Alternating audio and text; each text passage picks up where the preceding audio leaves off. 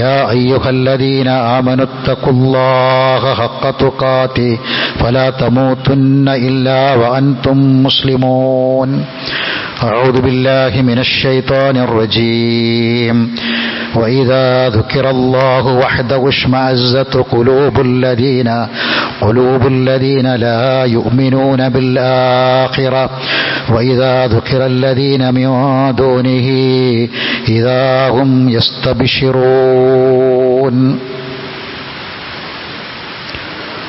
ബഹുമാനരായ സത്യവിശ്വാസികളെ, വിശ്വാസിനികളെ, റഹ്മാനായ റബ്ബിൻ്റെ ആജ്ഞാനിർദ്ദേശങ്ങളെയും വിധിവിലക്കുകളെയും ജീവിതത്തിൻ്റെ എല്ലാ തലങ്ങളിലും സൂക്ഷിക്കാൻ, ശ്രദ്ധിക്കാനുള്ള ശ്രമമുണ്ടാകണമെന്ന് ഓർമ്മപ്പെടുത്തുകയാണ്, വസിയ്യത്ത് ചെയ്യുകയാണ്. ഈമാനോടുകൂടി ജീവിച്ച്, തഖ്വയോടുകൂടി ജീവിച്ച് മരണപ്പെടാൻ അള്ളാഹു നമുക്കെല്ലാവർക്കും തൗഫീഖ് പ്രദാനം ചെയ്യുമാറാവട്ടെ. പരിശുദ്ധ റമദാനിലെ പകുതിയിലധികം ദിനങ്ങൾ നമ്മൾ പിന്നിട്ടു. അല്ലാഹു സുബ്ഹാനഹു വ തആല നമ്മുടെ എല്ലാ കർമ്മങ്ങളും പൂർണ്ണമായി പ്രതിഫലം നൽകി നമ്മിൽ നിന്ന് കബൂൽ ചെയ്യുമാറാവട്ടെ. പരിശുദ്ധ ഖുർആനിൽ കരഞ്ഞുകൊണ്ട് പ്രാർത്ഥിക്കണം എന്ന് പറയുന്ന 2 പ്രാർത്ഥനയുണ്ട്. സത്യവിശ്വാസികൾ കണ്ണിൽ നിന്ന് കണ്ണുനീരൊഴുകിക്കൊണ്ട് അവർ പറയും, വൈദാ സമിഉ മാ ഉൻസില ഇല റസൂലി തറാ അഅ്യുനകും തഫീദു മിനദ്ദംഇ, കണ്ണിൽ നിന്ന് കണ്ണുനീരൊഴുക്കിക്കൊണ്ട് യഖൂലൂന, അവർ പറയും, റബ്ബന ആമന്ന ഫക്തുബിനാ മഅ ശാഹിദീൻ, ഞങ്ങളുടെ രക്ഷിതാവേ, തീർച്ചയായും ഞങ്ങൾ വിശ്വസിച്ചിട്ടുണ്ട്, ഞങ്ങൾ മുഅ്മിനീങ്ങൾ തന്നെയാണ്. ഫക്തുബിനാ മഅ ശാഹിദീൻ, അതുകൊണ്ട് ഷഹാദത്ത് കലിമക്ക് സാക്ഷിയായി ജീവിച്ചു മരിക്കുന്നവരുടെ കൂട്ടത്തിൽ ഞങ്ങളെ പേര് നീ രേഖപ്പെടുത്തണമേ.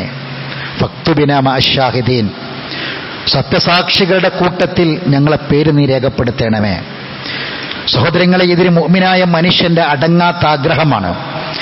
ഈ ആഗ്രഹം റബ്ബിനോട് ചോദിക്കുന്നത് നിറഞ്ഞ കണ്ണുകളോടുകൂടിയായിരിക്കും എന്ന് അല്ലാഹു ഖുർആനിൽ പറയുന്നുണ്ട്. നമ്മൾ അതിനെ ആഗ്രഹിക്കുന്നു. എവിടെ വെച്ച്, എങ്ങനെ, ഏത് രൂപത്തിൽ നമ്മൾ മരണപ്പെടുകയാണെങ്കിലും ലാ ഇലാഹ ഇല്ലല്ലാ എന്ന കലിമ ചൊല്ലി മരിക്കാൻ നമുക്ക് പറ്റണം. അതിന് സാധിക്കണമെങ്കിൽ അഷ്ഹദു അല്ലാ ഇലാഹ ഇല്ലല്ലാ, ലാ ഇലാഹ ഇല്ലല്ലാഹ്ക്ക് ഞാൻ സാക്ഷിയാണ്, സാക്ഷിയായി ജീവിക്കാൻ നമുക്ക് സാധിക്കണം. ഇവിടെയാണ് ഒരു പരിശോധന നമുക്ക് ആവശ്യം. ലാ ഇലാഹ ഇല്ലല്ലാ എന്നതിന് നമ്മുടെ ജീവിതം സാക്ഷിയാണോ? പരിശുദ്ധ റമളാൻ 17 ഇസ്ലാമിക ചരിത്രത്തിലെ തങ്കലിപികളിൽ ഉല്ലേഖനം ചെയ്യപ്പെട്ട് കിടക്കുന്ന ഒരു വലിയ ദിനമാണ്. ബദറിന്റെ ചരിത്രമുറങ്ങുന്ന ദിവസമാണത്.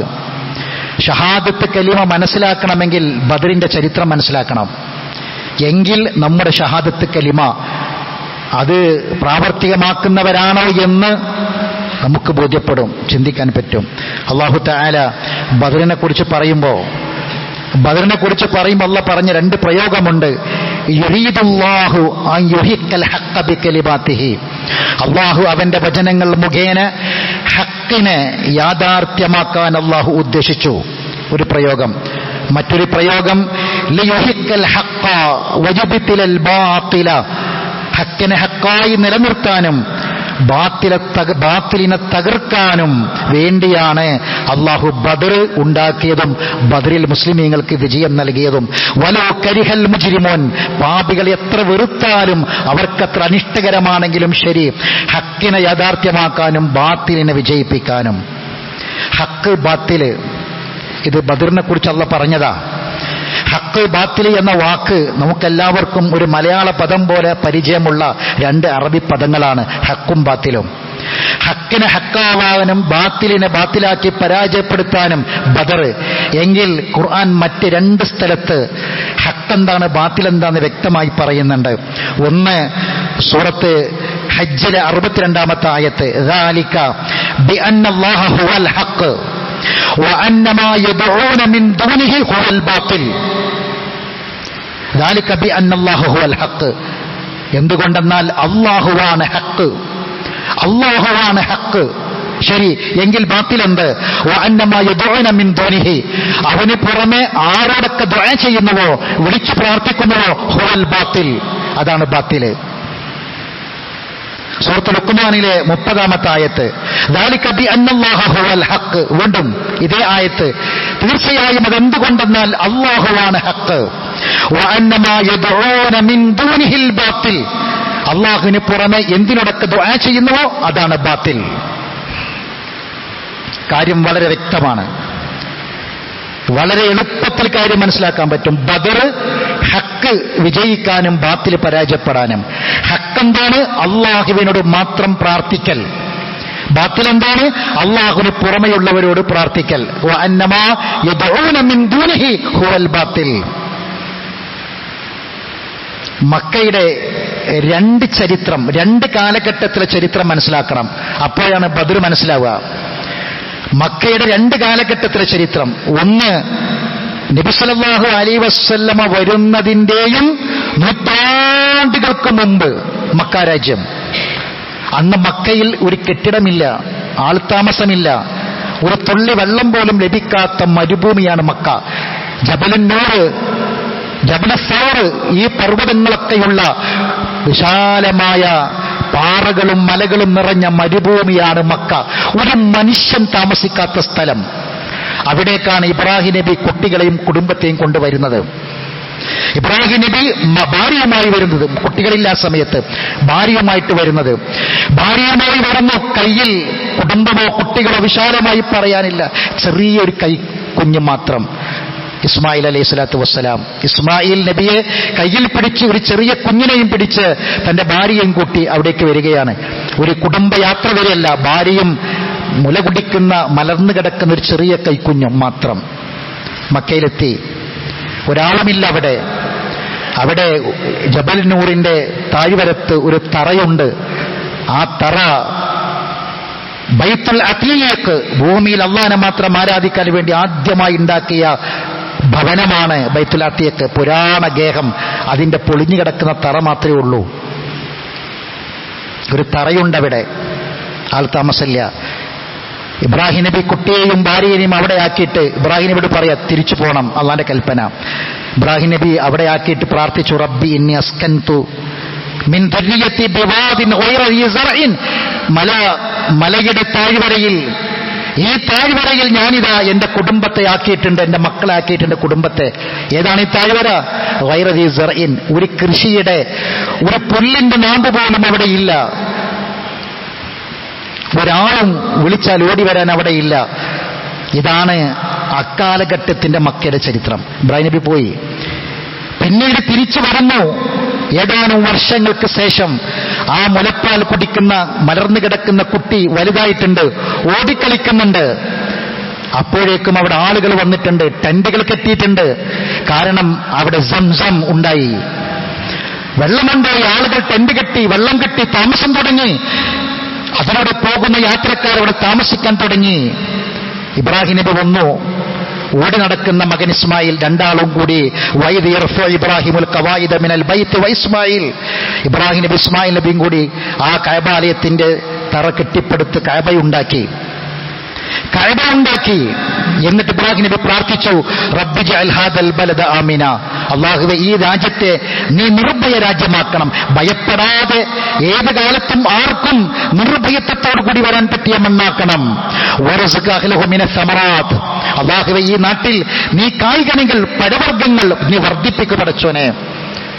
മൻ ആമന ബില്ലാഹി വൽ യൗമിൽ ആഖിർ, ഇബ്രാഹിം നബിന്റെ ആഗ്രഹത, ഈമാനുള്ളവർക്ക്, ആഖിറത്തിൽ വിശ്വാസമുള്ളവർക്ക് ഈ നാട്ടിൽ പഴവർഗ്ഗങ്ങളും കായ്കനികളും വർദ്ധിപ്പിക്ക്. അല്ലാഹു പറഞ്ഞ ഖാല വമൻ കഫറ, അല്ല കാഫറനും കൊടുക്കുന്നു, അത് അല്ലാഹുവിന്റെ തീരുമാനമാണ്. കാഫറനും കിട്ടും, മുഅ്മിനിന് മാത്രമല്ല. പക്ഷേ അവന് ഇത് വളരെ കലീല, അവന് കുറച്ചു കാലത്തെ സുഖം മാത്രമേ ഉള്ളൂ. അവന് പിന്നീട് ശിക്ഷയ്ക്ക് നാം അവനെ വിധേയനാക്കും. അപ്പൊ ഇബ്രാഹിം നബിയുടെ പ്രാർത്ഥന, ആ പ്രാർത്ഥന കൊണ്ട് ആ നാട് വളർന്നു പന്തലിച്ചു. ഇബ്രാഹിം നബിയുടെ പ്രാർത്ഥന അള്ളാഹു കൊണ്ട് കബൂൽ ചെയ്തു. കായ്കനികളുണ്ടായി. ആ നാട് ഫലഭൂയിഷ്ടമായ മണ്ണായി മാറി. ഒരുപാട് കച്ചവടങ്ങളും കാരക്കത്തോട്ടങ്ങൾ കൊണ്ടുമെല്ലാം ആ നാട് നിറഞ്ഞു. ഇനി ചരിത്രത്തിന് രണ്ടാം ഭാഗം. ഒന്ന് ഇബ്രാഹിം നബിയുടെ ചരിത്രമാണ്, നൂറ്റാണ്ടുകൾക്ക് മുമ്പ്. ചരിത്രത്തിന് രണ്ടാം ഭാഗം മുഹമ്മദ് നബി നബിയായി വരുന്ന മക്ക. ചരിത്രത്തിന് രണ്ടാം ഭാഗം. ഈ രണ്ട് ചരിത്രം മനസ്സിലാക്കണം, അപ്പോൾ ആ ബദർ മനസ്സിലാവുള്ളൂ. മുഹമ്മദ് നബി നബിയായി വരുന്ന മക്ക. ആ മക്ക അന്ന് റോമക്കും പേർഷ്യക്കുമിടയിൽ, യമനിനും അതുപോലെ തന്നെ ഷാമിനുമൊക്കെ ഇടയിൽ മധ്യവർത്തിയായി വർത്തിച്ചിരുന്ന, ഷാമിനും സിറിയക്കുമിടയിൽ മധ്യവർത്തിയായി വർത്തിച്ചിരുന്ന രാജ്യമാണ് മക്ക. വലിയ രാജ്യങ്ങൾക്കിടയിൽ മധ്യവർത്തിയായി പ്രവർത്തിച്ചു. എന്താ കാരണം? കോടിക്കണക്കിന് ദീനാറുകളുടെ ചരക്കുകൾ കയറ്റുമതി ചെയ്യുന്ന കമ്പോളമായിരുന്നു മക്ക.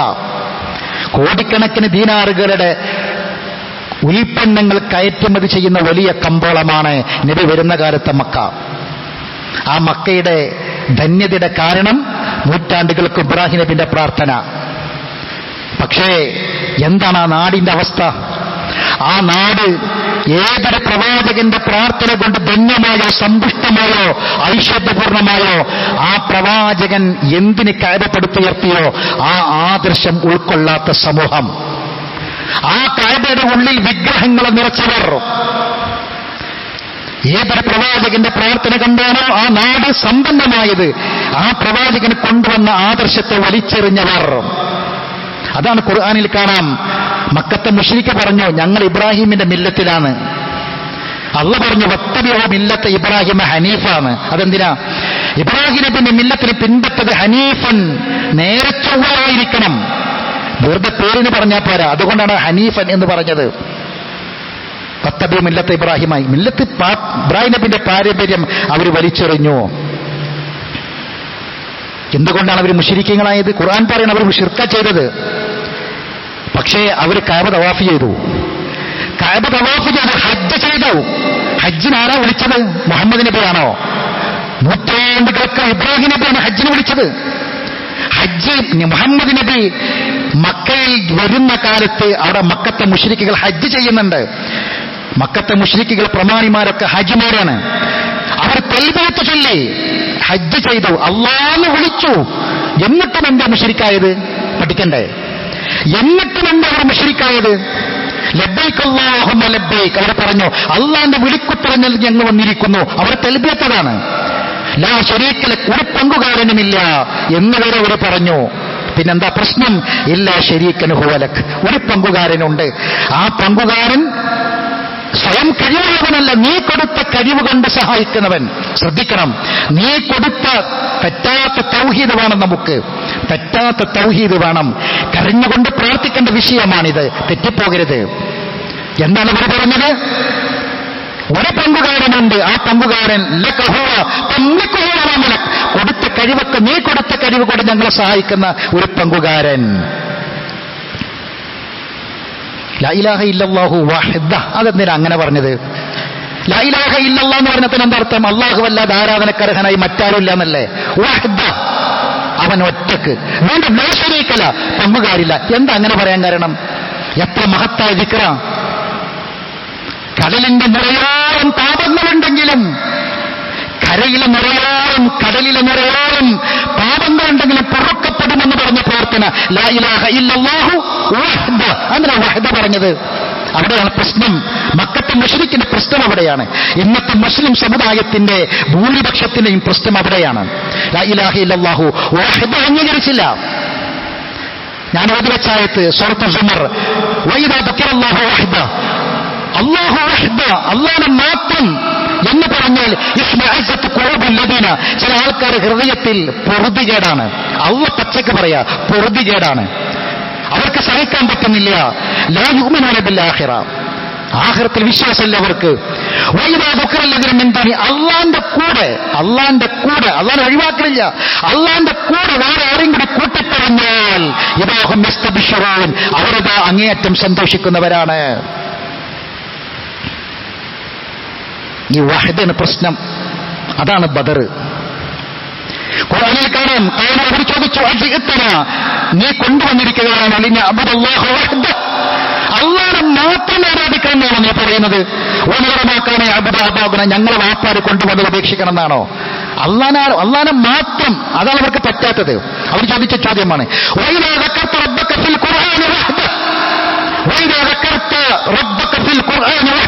ഖുർആനിൽ അള്ളാഹു മാത്രം വഹിദ പറഞ്ഞാൽ വല്ലവരാധികാരിനെ വിറൽ പിടിച്ച് അവർ പുറംതിരിഞ്ഞു പോകും. ذلك بأنه دعي الله وحده كفرتم وإن يشرك به ما تؤمنون. അള്ളാഹനെ മാത്രം എന്ന് പറഞ്ഞാൽ അവർ നിഷേധിക്കും, അള്ളാഹിന്റെ കൂടെ എന്ന് പറഞ്ഞാൽ ശിർക്ക് ചെയ്താൽ അവർ വിശ്വസിക്കും. പരലോകത്ത് അവരുടെ അവസ്ഥ അള്ളാഹ് പറയാ, അവിടെ വെച്ച് അവർ പറയും ആമന്നാ ബില്ലാഹി വഹദ, അള്ളാഹുൽ മാത്രം ഞങ്ങൾ വിശ്വസിച്ചു, വകഫർനാ ബിമാ കുന്നാ ബിഹി മുശ്രികൂൻ, ഞങ്ങൾ ശിർക്ക് ചെയ്തങ്ങൾ നിഷേധിച്ചു എന്ന് അവിടെ വെച്ച് പറയുന്ന ബോധ്യപ്പെടും. അത് അവിടേക്ക് വെക്കരുത്, ഇവിടെ വെച്ച് തന്നെ ബോധ്യപ്പെടണം. അതുകൊണ്ടാണ് മക്കത്തെ മുശ്രിക്കിന്റെ നേതാവ് ബദർ നടക്കുമ്പോൾ കഅബന്റെ അടുക്കിലേക്ക് പോയത്. എന്നിട്ട് ആരെ വിളിച്ചത്? അബൂജഹൽ ആരെ വിളിച്ചത്? അല്ലാഹുമ്മ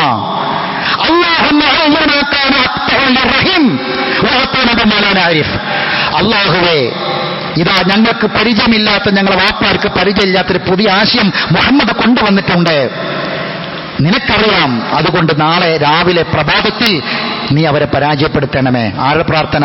അബൂജഹൽ ആരോട്? അല്ലാഹുവോട്. എന്നിട്ടും എന്താ അബൂജഹൽ മുശ്രിക്കായത്? അവിടെ പ്രശ്നം.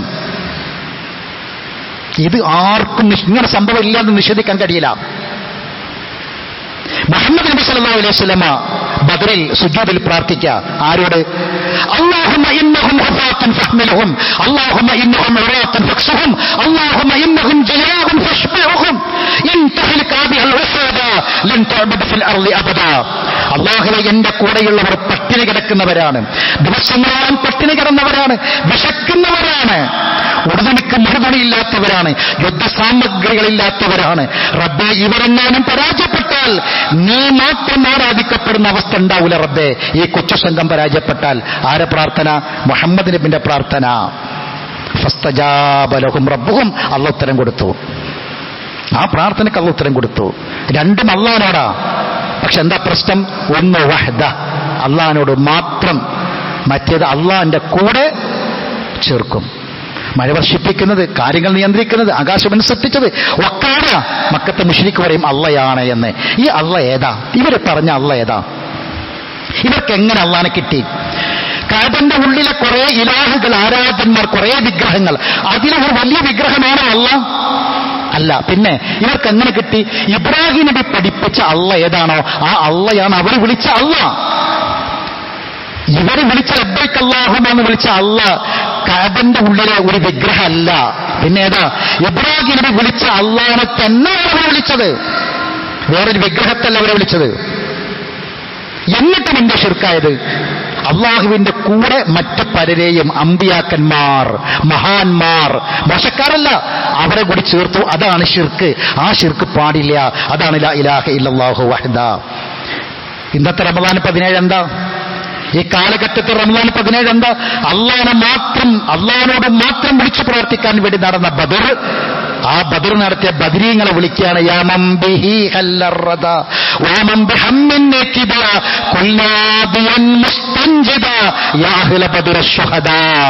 പ്രയാസങ്ങൾ, ബുദ്ധിമുട്ടുകൾ, കഷ്ടപ്പാടുകൾ, ദുരിതങ്ങളുള്ളവരെ ഉത്തരം കിട്ടുമെന്ന് ഉറപ്പോടെ നിങ്ങൾ വിളിച്ചോ.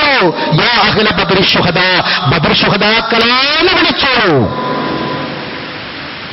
അള്ളാനെ വിളിച്ചോളൂ എന്ന് പറയുന്നതിന് പകരം ശുഹദാക്കളെ വിളിച്ചോളൂ എന്നാണ്.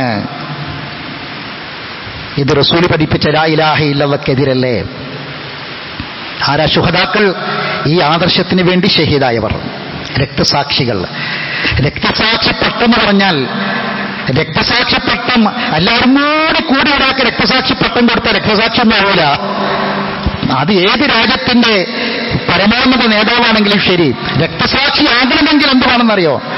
ലാ ഇലാഹ ഇല്ലല്ലാഹ് അംഗീകരിക്കണം, മുഹമ്മദ് റസൂലുള്ളാഹി അംഗീകരിക്കണം, ഖുലഫാഉർ റാഷിദുകൾ അംഗീകരിക്കണം, ആയിഷ ബീവി അംഗീകരിക്കണം, സഹാബത്തിനെ അംഗീകരിക്കണം. ആ അംഗീകരിക്കുന്നവരെ നൂറ്റാണ്ടുകളോളം കൊന്നു പരിശാക്കിയ ഒരു വ്യക്തി ഏത് അവസ്ഥയിൽ മരണപ്പെട്ട രക്തസാക്ഷി എന്ന് പറയാൻ പറ്റൂല. രക്തസാക്ഷി എന്ന് പറയുന്ന അള്ളാഹുവിന്റെ കലിമത്തുൽ ഉൽയ ലാ ഇലാഹ ഇല്ലല്ലാഹ്ക്ക് വേണ്ടി മരിക്കണം. അതാണ് ബദർ, അതാണ് ഉഹുദ്. അതിലൊക്കെ രക്തസാക്ഷികൾ ലാ ഇലാഹ ഇല്ലല്ലാഹ്ക്ക് വേണ്ടി. എന്താണ് ഫരിഹിന ബിമാ ആതാഹുമുല്ലാഹു മിൻ ഫദ്ലി? ഈ ആയത്തിറങ്ങാൻ എന്താ കാരണം? ഈ ശുഹദാക്കൾ ഇഷ്ടമുണ്ടാകുമ്പോൾ ഇറങ്ങി വരാൻ പറ്റുമോ? ഒരു 100ാം വാർഷിക സമ്മേളനത്തിന്റെ സദസ്സിലേക്ക് കുറെ രക്തസാക്ഷികൾ, കുറെ ആൾക്കാർ അർവാഹ് വന്നു എന്നാ പറഞ്ഞത്. കുറെ റൂഹ് വന്നു എന്നാ പറഞ്ഞത്. റൂഹുകളെ കൂട്ടത്തിൽ ഏറ്റവും വലിയ അർവാഹ് ശുഹദാക്കൾ അർവാഹ്.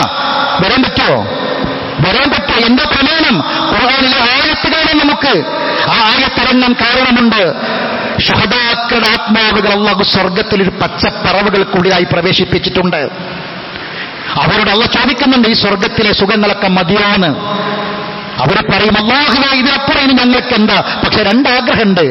എന്താ ആഗ്രഹം? ഒന്ന്, ഞങ്ങൾക്കൊന്നുകൂടി ഭൂമിക്ക് പോകണം.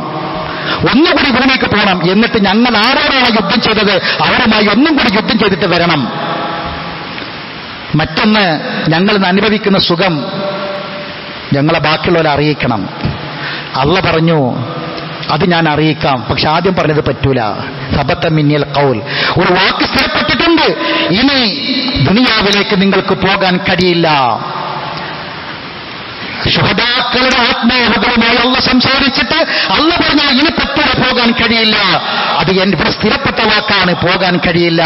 ഞാൻ അറിയിക്കാം നിങ്ങളെ ആഗ്രഹം. എന്നിട്ടാണ് അള്ളാഹു തആല ആയത്തിറക്കുന്നത്, അള്ളാഹുവിന്റെ മാർഗത്തിൽ കൊല്ലപ്പെട്ടവരെ കുറിച്ച് കേവലം അവർ മരണപ്പെട്ടവർ എന്ന് പോലും നിങ്ങൾ പറയരുത്. അള്ളാഹുവിന്റെ അടുക്കൽ ജീവിച്ചിരിക്കുന്നവരാണ് അവർ അനുഭവിക്കുന്ന സുഖസൗകര്യങ്ങൾ കൊണ്ട് അതിനെക്കുറിച്ചുള്ള ആയത്തുകൾ പറഞ്ഞു കൊടുക്കുകയാണ്. ഫരിഹിന ബിമാ ആതാഹുമുല്ലാഹു മിൻ ഫദ്ലി. ഇതാണ് അള്ളാഹ് പറഞ്ഞത്. ഖുർആൻ ഇതാ. നമ്മൾ പറഞ്ഞത് എന്താ? അത് ഏത് വലിയ ആലിമ് പറഞ്ഞാലും, ഏത് കമർ പറഞ്ഞാലും, ഏത് ശംസ് പറഞ്ഞാലും, ഖുർആനിനും സുന്നത്തിനും ഇതിൽ പറഞ്ഞാൽ മുസ്ലിം ലോകം അംഗീകരിക്കില്ല. കാരണം ആത്മാവുകൾക്ക്, അർവാഹുകൾക്ക് ഇറങ്ങി വരാൻ കഴിയില്ല. അത് ഖുർആൻ കൊണ്ട് സ്ഥിരപ്പെട്ട കാര്യമാണ്. അതുകൊണ്ട് സഹോദരങ്ങളെ, ലാ ഇലാഹ ഇല്ലല്ലാഹ് ഉറപ്പിക്കുക. അതാണ് ബദർ. തൗഹീദ് ഒന്ന് തെറ്റിപ്പോകരുത്. അല്ലാഹ് എന്ന് വിളിക്കുന്ന വിളിക്കു പകരം ഒരു പദത്തിനും വിളിക്കരുത്.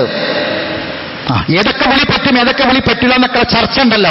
ഒരു സാധാരണക്കാരൻ മനസ്സിലാക്കുക, അള്ളാഹ്ന്ന് നമ്മൾ വിളിക്കുന്ന വിളി ഉണ്ടല്ലോ, ആ വിളിയുടെ സ്ഥാനത്ത് അള്ളാഹ്ന്ന് വിളിക്കുന്നതിന് പകരം ഒരു പദത്തിനും വിളിക്കാൻ പാടില്ല. അത് ജിന്നുകളാകട്ടെ, മലക്കുകളാകട്ടെ, അർവാഹികളാകട്ടെ, ഔലിയാക്കന്മാരാവട്ടെ, അമ്പിയാക്കന്മാരാവട്ടെ, അള്ളാഹ് എന്ന് വിളിക്കുന്ന വിളിക്കു പകരം അതിലേക്ക് ചേർത്ത്, അള്ളാഹുവിലേക്ക് ചേർത്ത് ഇടവാളന്മാരാക്കി ആരെയെങ്കിലും വിളിച്ചാൽ അത് ശിർക്കാണ്, അള്ളാഹ് പൊറുക്കാത്ത പാപമാണ്. അതിന്റെ ഗൗരവം ഒരൊറ്റ വാക്കിൽ ഞാൻ പറയാം. നിങ്ങൾ സൂറത്ത് അൻആം 1 ജുമാ കഴിഞ്ഞിട്ട് സൂറത്ത് അൻആം 1 മറിക്കുക, 6ാം അധ്യായം. എന്നിട്ട് അതിന്റെ അവസാന ഭാഗത്ത് ഒരു പേജ്, ആ ഒരു പേജിൽ 18 നബിമാരെ പേര് പറയുന്നുണ്ട്. ശ്രദ്ധിക്കണം, 18 നബിമാരെ പേര് ഒരു പേജിൽ. എന്നിട്ട് അല്ലാഹ് ആ പ്രവാചകന്മാർക്ക് വിശേഷണം എങ്ങനെ പറയുന്നുണ്ട്. എന്തെല്ലാം വിശേഷണമാ! പദവി ഉയർത്തിയവരാണ്. കുല്ലും മിന സാലിഹീൻ, എല്ലാവരും സാലിഹീങ്ങളാണ്. ഹദൈനാ വജ്തബൈനാ, നാം ഹിദായത്ത് കൊടുത്ത് തെരഞ്ഞെടുത്തവരാണ് എന്നൊക്കെ പറഞ്ഞതിന് ശേഷം എങ്ങനെ അവസാനിപ്പിക്കണറിയോ? 18 പ്രവാചകന്മാരെ പേര് പറഞ്ഞ് അവരുടെ സ്ഥാനവും പദവിയും ഒക്കെ പറഞ്ഞിട്ട് പറയാണ്, വലൗ അശ്റകൂ ലഹബിത മാ കാനൂ യഅമലൂൻ. വലൗ അശ്റകൂ, ഈ പറഞ്ഞ പ്രവാചകന്മാരാണെങ്കിൽ പോലും ശിർക്ക് ചെയ്താൽ ലഹബിത മാ കാനൂ യഅമലൂൻ, എല്ലാ അമലും പൊളിഞ്ഞു, എല്ലാ അമലും ബാത്തിലായി. സുബ്ഹാനല്ലാഹ്. അതുകൊണ്ട് സഹോദരങ്ങളെ, ലാ ഇലാഹ ഇല്ലല്ലാഹ് എന്നത് സാക്ഷ്യമാണ്. കണ്ണുനീരോടുകൂടി റബ്ബിനോട് പ്രാർത്ഥിക്കേണ്ടതാണ്, ദുആ ചെയ്യേണ്ടതാണ് സഹോദരങ്ങളെ. അതിൽ ഒരു കുറവും സംഭവിക്കരുത്, തൗഹീദ് തെറ്റിപ്പോകരുത്. അല്ലാഹു നമ്മെ കാത്തുരക്ഷിക്കുമാറാവട്ടെ. അഖൂലു ഖൗലി ഹാദാ അസ്തഗ്ഫിറുല്ലാഹൽ അളീമ ലീ വലക്കും ഇന്നഹു ഹുവൽ ഗഫൂറുർ റഹീം.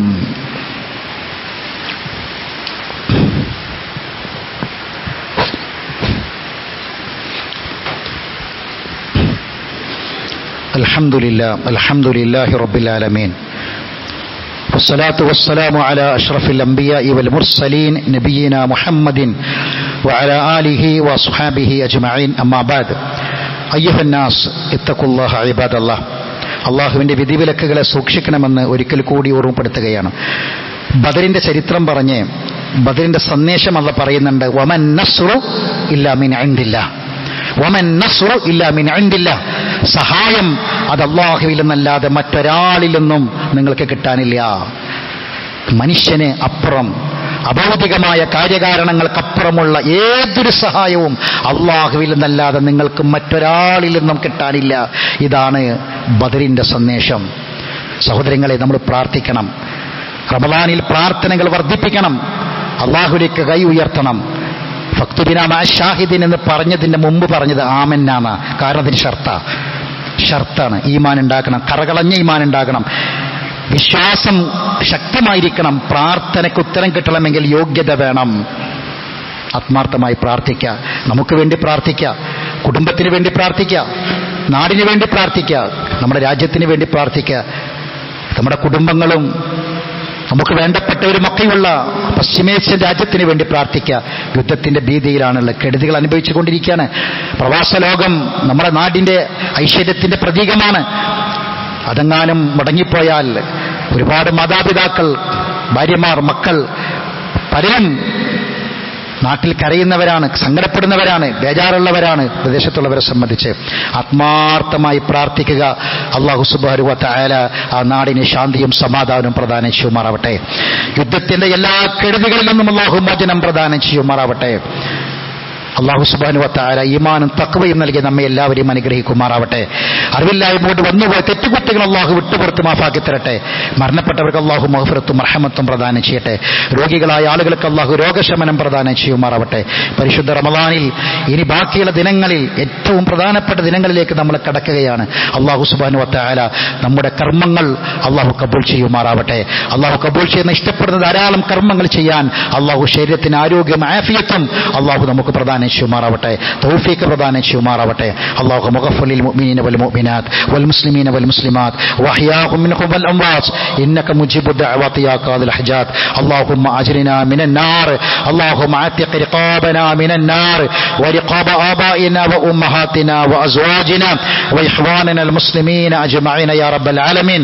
اللهم اعز الاسلام والمسلمين واذل الشرك والمشركين ودمر اعداءك واعداء الدين. اللهم انك عفو تحب العفو فاعف عنا. اللهم انك عفو تحب العفو فاعف عنا. اللهم انك عفو تحب العفو فاعف عنا. اللهم اجعل هذا الشهر الشريف رمضان شاهدا لنا ولا شاهدا علينا وحجة لنا ولا حجة علينا. ربنا تقبل منا صيامنا. ربنا تقبل منا صيامنا.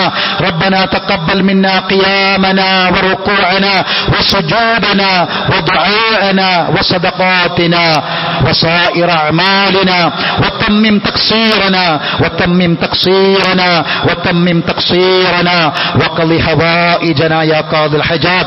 ربنا آتنا في الدنيا حسنة وفي الآخرة حسنة وقنا عذاب النار. وآخر دعوانا أن الحمد لله رب العالمين.